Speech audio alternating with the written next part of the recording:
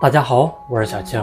全家人都爱吃的蔬菜汉堡，外脆里软，营养丰富，每次做完都吃不够。首先准备一颗包菜，从中间切开，最后再切成细丝，切的尽量细一点。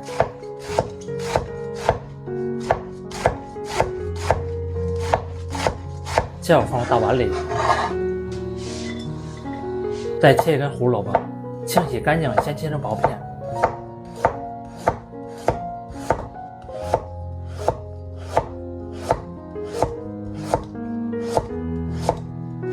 最后再切成胡萝卜丝。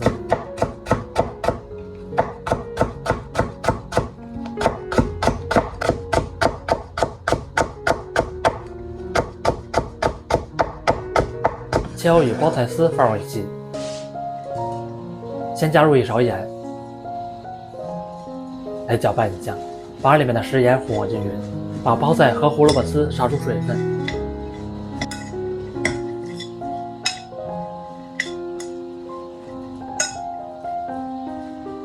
这个时候打入一个鸡蛋，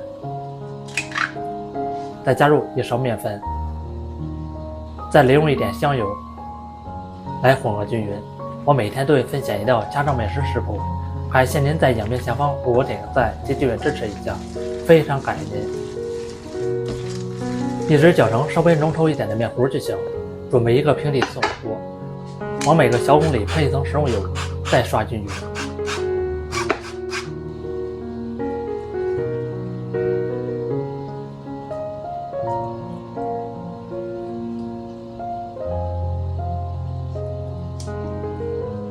再放入食材，每个小孔里放入一半的位置就行。再整理平整。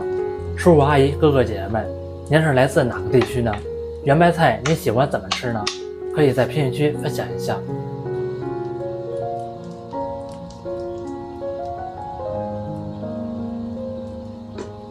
全程使用小火慢慢煎。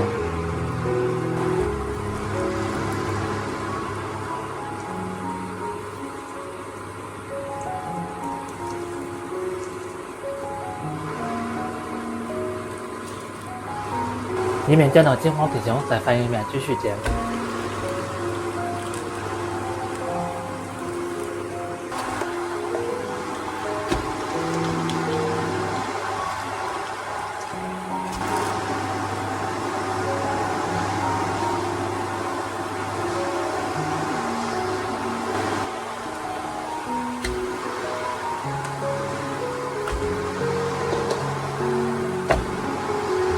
中途勤翻个几次面，大概需要10分钟左右，把两面都煎到金黄酥脆的样子就可以出锅了。